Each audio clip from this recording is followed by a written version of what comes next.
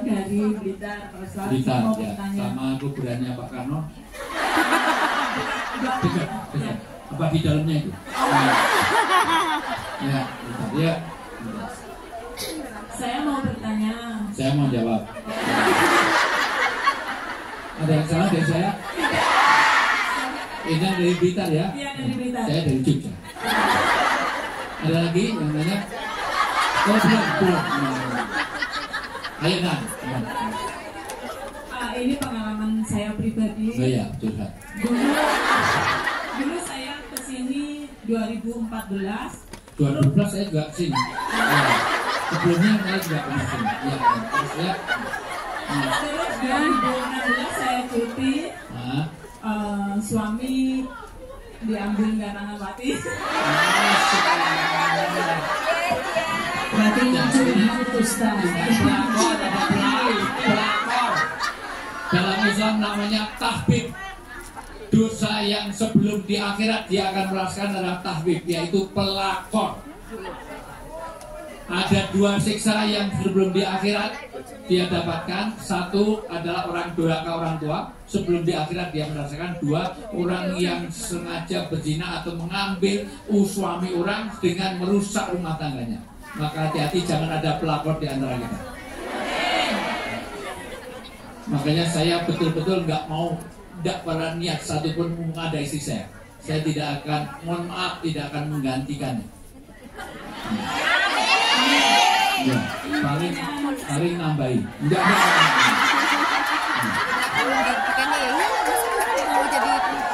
Nambahin enggak sama kamu, ngapain? Sorry ya.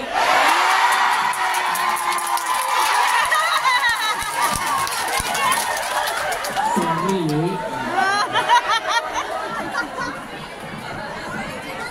Ya, gimana? Pertanyaan saya, karena saya sudah pisah, bercerai, apakah saya sebagai ibu, tapi dibatasi komunikasi sama anak, dan saya waktu cuti pun tidak boleh menemui mereka. Maksudnya sama keluarganya dia itu aku dibatasi, nggak boleh. Ya. Apakah saya itu menjadi ibu durhaka? Kan anak juga bisa durhaka sama ya. Orang tua. Apakah saya sebagai dulu caranya pakai pengadilan nggak? Iya, pakai ya, pengadilan. Laporkan ke pengadilan, karena yang bisa cerai hanya suami istri. Anak bisa nggak dicerai? Sampai hari kiamat nggak bisa. Maka lewatnya prosedurnya lewat pengadilan. Kedua, jangan putus doa. Ya, karena yang memegang hati manusia itu adalah maka ya muqallibal qulub,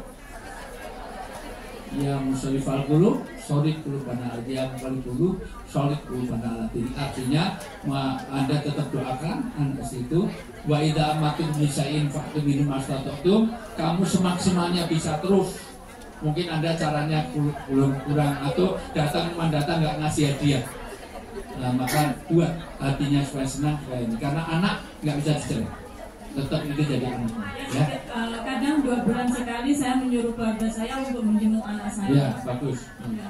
Tapi dari pihak keluarga tidak terlalu menyukai. Urusan dia. Ya, dia urusannya dengan Allah, nanti biar dia. Karena saya lebih kasihan ke anak saya. Kalau ya. saya telepon, dia tuh malah dimarahi sama bapaknya. Ya, ya udah. Nanti gimana caranya, pokoknya jangan putus komunikasi dengan anak. Jadi jawabannya saya, apakah saya jadi ibu? Enggak, semaksimal. Anda tetap berdoa, Anda tetap layani semaksimal. Bahwa dia, ya, bahwa untuk nafkah segala macam yang tanggung jawab suamimu, bukan anak, bukan diri. Ya, ya. Terima kasih. Wassalamualaikum warahmatullahi wabarakatuh. Saya enggak menentukan. Sebentar, yang depan sudah satu, sekarang yang samping sini satu. Moga berdiri saja, berdiri karena tidak ada moga berdiri. Bagi teman-teman, kalau ada suami pisah lagi, yang pisah hanya suami. Tapi anak sampai hari kiamat pun binnya. Rasulullah itu ngambil anak namanya Zaid. Tapi Zaid itu pengen supaya anaknya itu binnya diganti, karena dari kecil memang ikut Rasulullah. Dan orang tuanya pun ridho, maka turun surat Al-Ahzab ayat 3, 4, 5, nggak boleh ganti bin. Jadi Zaid bin Sabit, Anas bin Kok nggak begitu Al-Fatihah? Kul huwallahu ahad. Idza jaa nasrullahi. Anas bin Malik. Prabowo Su. Ganjar Anies Baswedan Mahfud. Ya gitu kamu itu. Sahabat gak kenal yang dikenal malah. Sorry ya.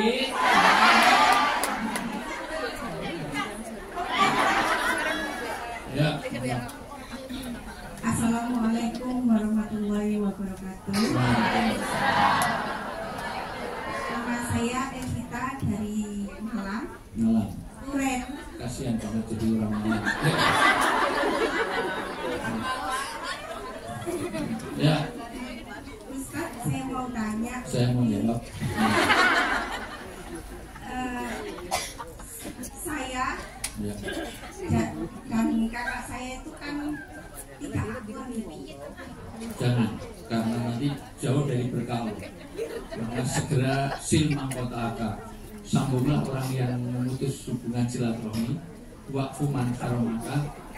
Maafkan kesalahannya ketika doakan. Ya, Iya, saya sudah meminta maaf ke kakak saya. Tapi kakak saya itu nggak mau cari waktu yang tepat, waktu, tempat, suasana, bahasa yang pas. Mungkin waktunya nggak pas. Haruskah saya yang Iya. Ya.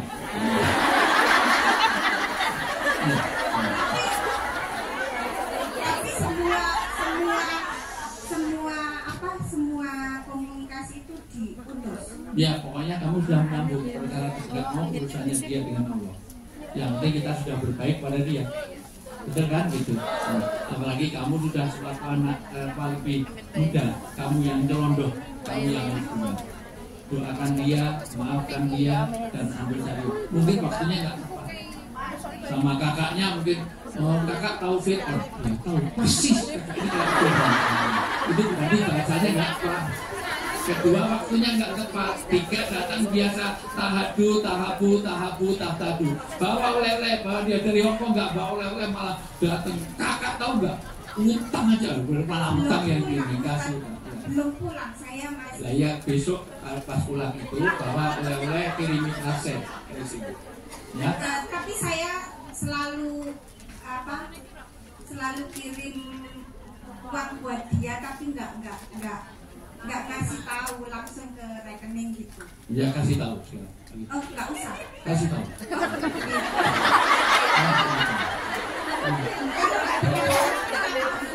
Ya satu, karena supaya tahu bahwa kamu sudah mengganti mereka.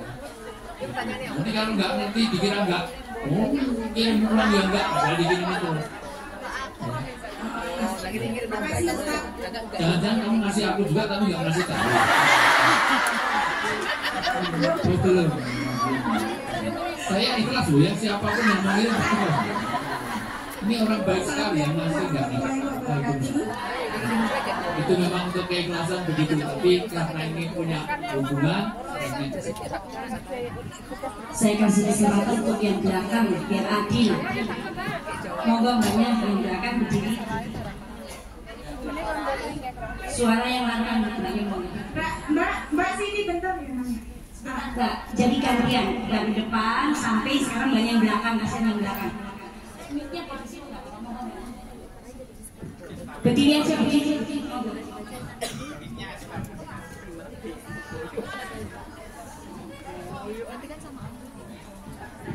Assalamualaikum warahmatullahi wabarakatuh. Waalaikumsalam Mau tanya juga sekaligus curhat ya, Ustaz. Ya.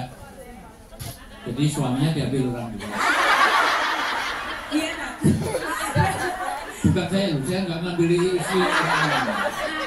Itu murni dari awal saya bukan ngambil dari siapa. Ya, maaf. Nama saya Susiwati dari Batam. Batam. Ya. Batam ya. Ya. Nggak bisa berkata-kata, Nak. Ya dari hati ke hati aja gimana? Jadi kalau nggak bisa berkata. Saya di Hongkong ini sekarang 4 tahun, sekitar 4 tahun. Dan rencana memang lebaran ini saya mau cuti los. Tapi di saat cuti los. Olahraga cuti langsung. Lebih bagus. Tolong ya, semuanya punya mohon maaf. Orang itu harus namanya enggak punya target. Jangan pokoknya selama hidup saya akan jangan. Anda harus punya target. Ketika sudah mencapai sesuatu targetnya, sudah. Jangan selamanya Anda jadi mohon maaf, harus Anda punya target. Namanya al-amalu. Apa itu al-amalu? Punya hope. Hope itu ada resolusi. Hope itu apa? Ada mimpi yang harus diraih. Sudah. Kalau sudah itu targetnya ya. Pulang ya.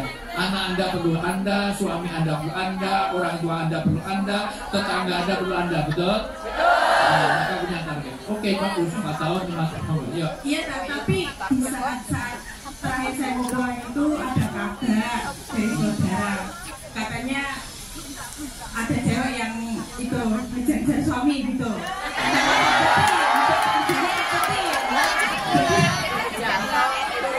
Jadi itu kan apa?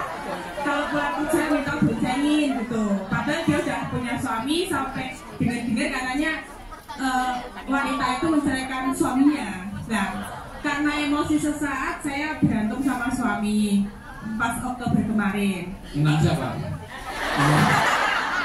Enggak kan, karena emosi saya, soalnya dari akhir lebaran kemarin sudah merasa komunikasi juga kurang. Kalau saya nggak menghubungin, dia sudah mulai cuek gitu kan. Terus ibunya sudah terasa gitu. Terus ditambah ada masalah itu, saya emosi sesaat ngucap minta cerai gitu, maaf. Terus nggak pernah dibalas sama suami karena orangnya mau pendiam. Terus pada suatu saat dia melayani karena mungkin kata-kata saya sudah terlalu ya maaf kelewatan gitu ya, karena merasa gak dihiraukan gitu kan. Terus minta cerai lagi itu dia mengucapkan ya udah nanti kalau ada uang saya ceraikan kamu gitu. Apa itu sudah termasuk talak kan? Terus setelah itu, setelah komunikasi itu kami nggak komunikasi lagi dari bulan Oktober. Nah karena ini lebaran nanti saya cuti, terus misalkan ini tadi ya, demi anak-anak, kalau misalnya gimana ya?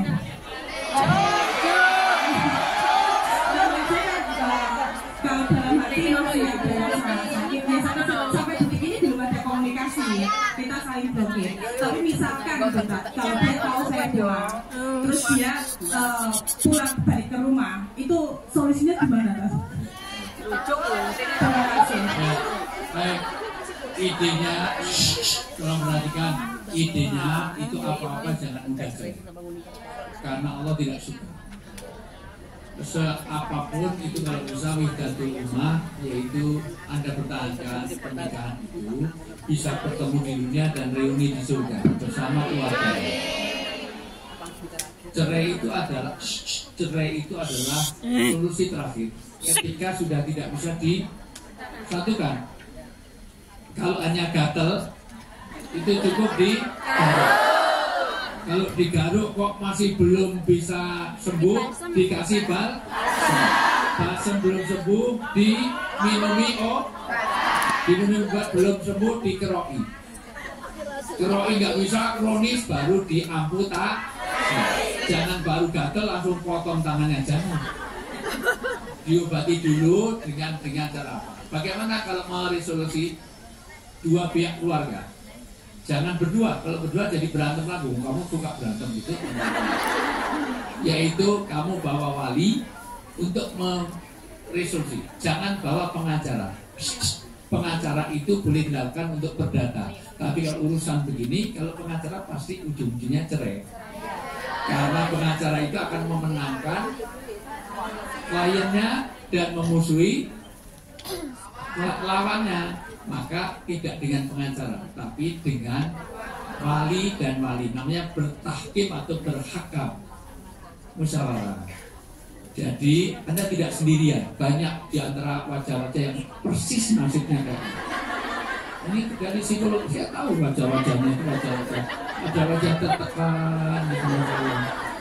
Kalau ini wajah lapar kayak gini, wajah ngantuk sendiri.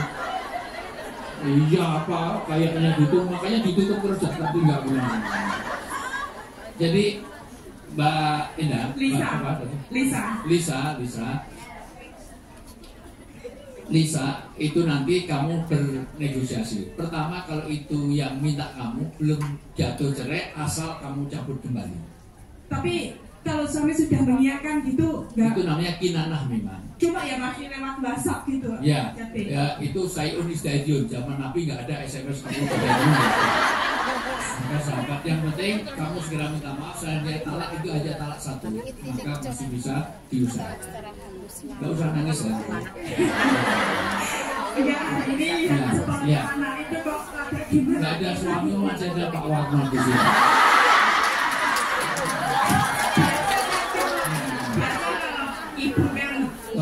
Pak Warno apa jawabannya? Kalau aku sih yes.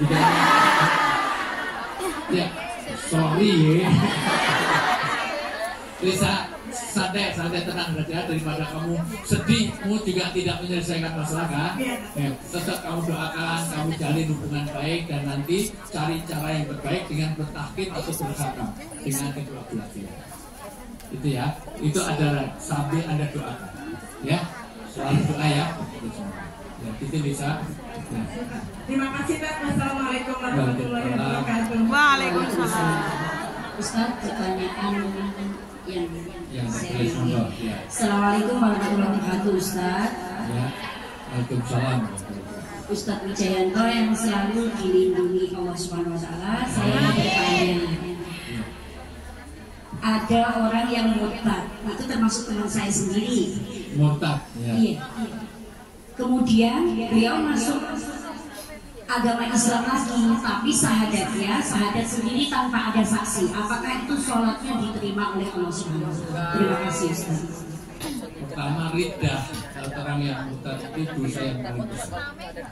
Hati-hati, karena jangan-jangan kita baru murtad, belum balik sudah dipanggil oleh Allah. Maka jangan mudah-mudah untuk keluar dari itu. Kedua, apakah sholatnya diterima apa enggak? Saya bukan panitia penerima sholat. Nanti saya tanyakan malaikat. Waktu pendaftaran itu saya nggak ikut. Tapi yang jelas adalah dia syahadat itu dipersaksikan. Syahadat itu dipersaksikan ya.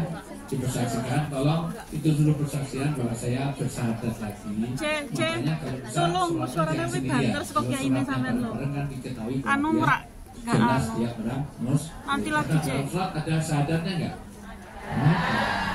Makanya sebaiknya dia diketahui bahwa dia balik lagi. Ini berkaitan nanti kalau dia ada hak-hak yang terpenuhi.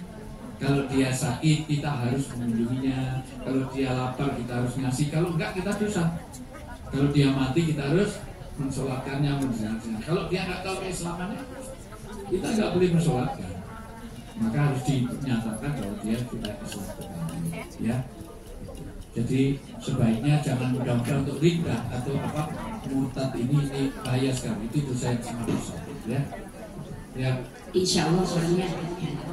Ya, insya Allah. Ya, insya Allah kalau sudah kumpul ini, insya Allah sudah diterima. Ya.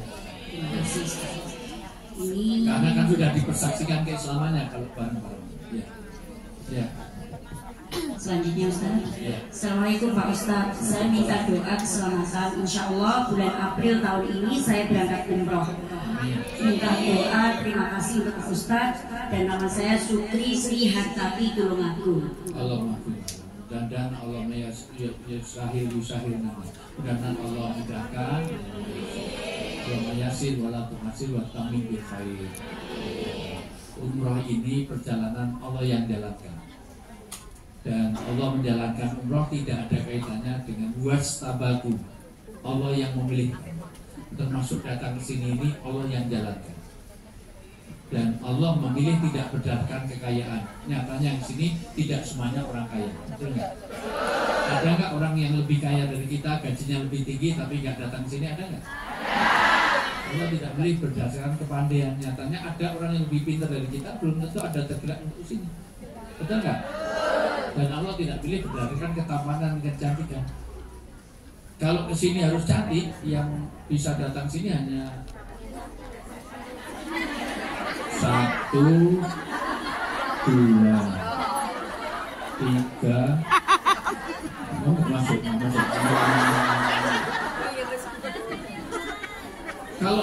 Kalau orang pengajian, orang amal agama tergantung tampak, yang bisa beramal ke masa ruangan ini hanya 1.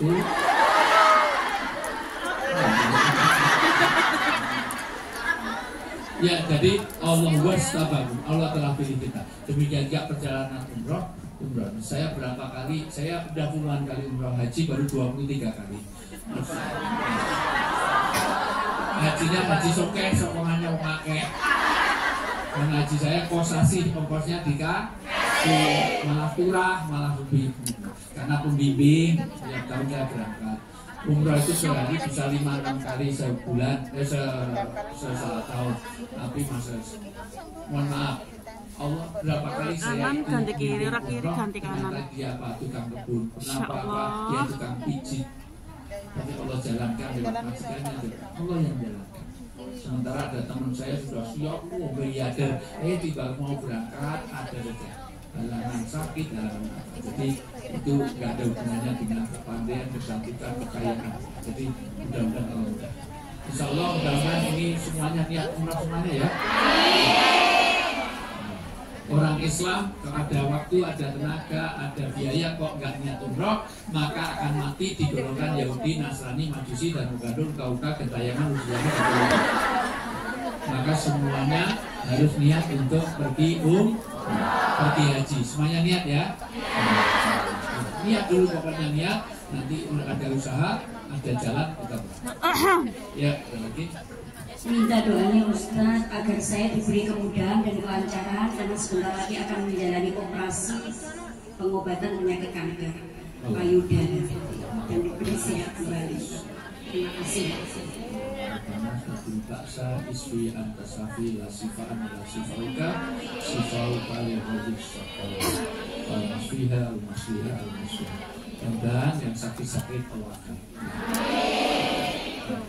Lagi. Assalamualaikum Ustaz. Ketika ada anak yang tidak diinginkan, kemudian anak itu tumbuh menjadi besar dan selalu mendapat bulian, bagaimana sikap kami sebagai orang tua? Apakah harus jujur seadanya atau gimana? Ini gimana? Konkretnya gimana? Konkretnya gimana? Maksudnya dulu kecelakaan gitu apa?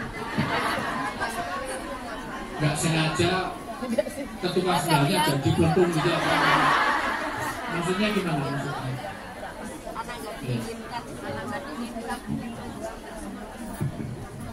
Assalamualaikum warahmatullahi wabarakatuh. Waalaikumsalam. Saya dari kecil Pak Ustadz. Ya, nama saya Lia. Lia. Kalau punya anak, saya sarankan jangan selalu manggil mama ya.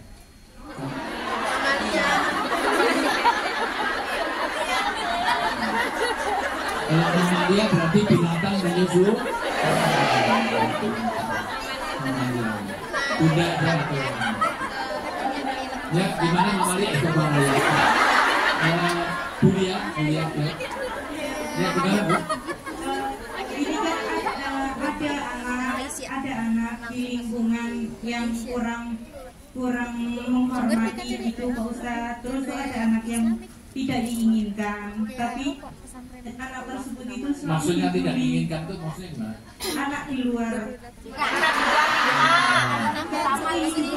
kehidupan juga di lingkungan yang kurang baik. Jadi anak tersebut dilahirkan yang di luar nikah.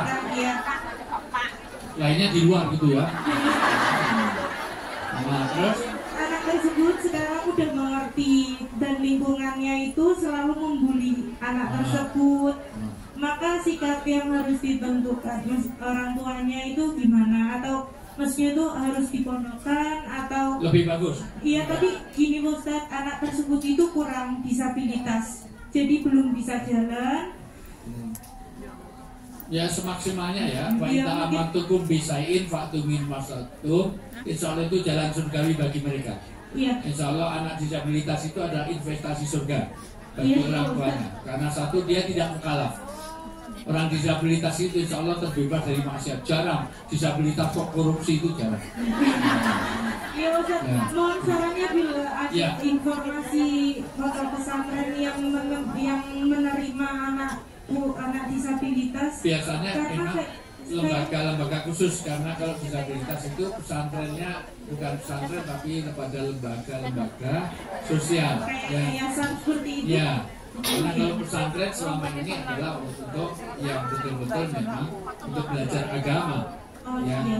Jadi kalau itu kan ekstra ya, jadi tidak cukup dengan ustadz, ya harus ada orang psikologisnya, dari mediknya, ada psikolognya. Gitu. Jadi apa orang tuanya harus maksudnya lebih bagus, lebih bagus. Dari komunitas, ya. Dari yayasan dan memindahkan lingkungan dari lingkungan tersebut. Betul.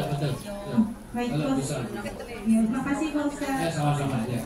Betul ya, supaya anak itu tumbuh dan berkembang secara normal, ya. Karena sudah berdiri di atas kasihan. Ya. Oh iya, untuk satu ini Mbak De, karena waktunya memang ini. Ya, karena sudah berdiri di atas kasihan. Yang mengalahkan Nyonya Menir berdiri sejak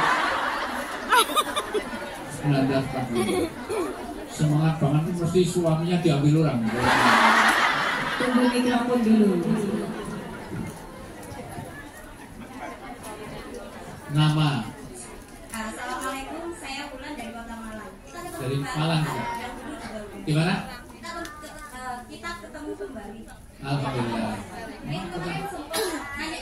Kita pernah bertemu. Oh ya, di sini. Ini ada istri saya supaya jelas.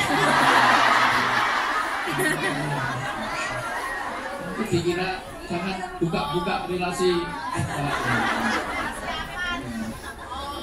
Nggak ada special relation dengan saya kan? Jangan-jangan foto di DP-mu ada fotoku di situ. Ya, gimana Bel? Ya, saya mau nanya terkait bisnis. Karena gini, yang saya tahu, entah itu di Indonesia atau dimanapun itu, kalau kita join di kalau ngomong di mic itu ya, ini nempel tuh. Jadi kalau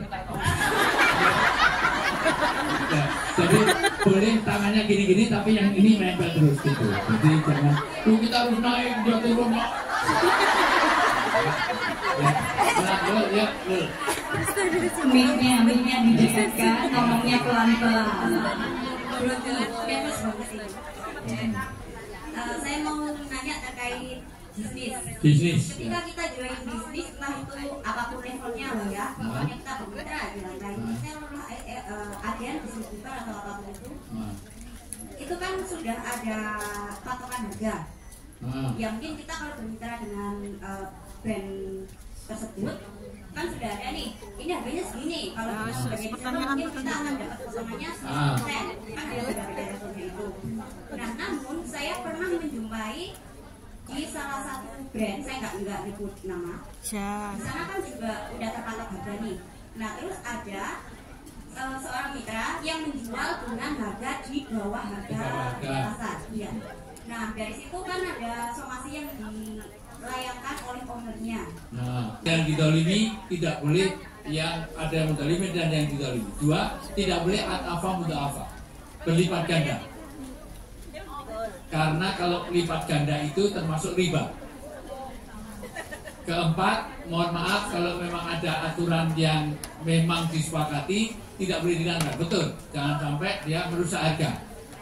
Betul, karena nanti iftikar, menimbun segala macam juga nggak boleh, tapi menjual ganti harga dengan cara mematikan orang lain, itu namanya cekik leher. Nggak boleh, harus sesuai dengan yang disepakati.